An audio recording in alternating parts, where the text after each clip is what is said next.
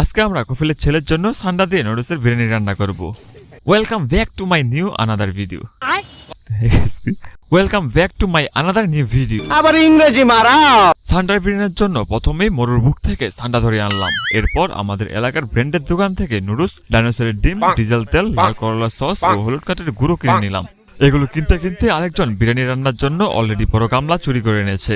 এরপর বাড়ি থেকে অনেক দূরে গহীন জঙ্গলে চিতাবাঘের ডেরায় চুলায় আগুন দিয়ে গামলাটা বসালাম। নুডলস সিদ্ধ করার জন্য গামলায় পর্যাপ্ত পরিমাণের অ্যাসিড ঢেলে গরম করতে থাকলাম।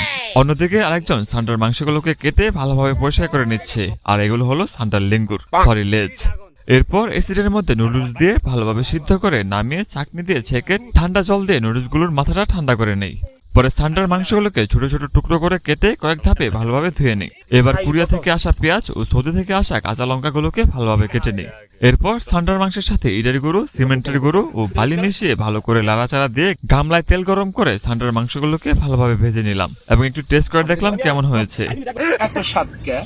পরে গরম তেলে পেঁয়াজ কুচি, মরিচ কুচি ও ডাইনোসরের ডিমগুলো দিয়ে কিছুক্ষণ ভেজে সান্ডার মাংসগুলোকে দিয়ে কিছুক্ষণ নাড়াচাড়া করার পর এর মধ্যে লাল করলা সসগুলো দিয়ে আরো কিছুক্ষণ নাড়াচাড়া করলাম। এবার নুডলসগুলো দিয়ে ভালো করে উল্টিয়ে পাল্টিয়ে আবার সিমেন্টের গুঁড়ো দিয়ে রান্না শেষ করি। এবার খাবার পরিবেশনের জন্য পাত্র হিসেবে কলা গাছের পাতা নিয়ে সুন্দরবনের গহীনে চলে যাই, যাতে সান্ডার বিরিয়ানিতে অন্য কেউ ফাঁক বসাতে না পারে।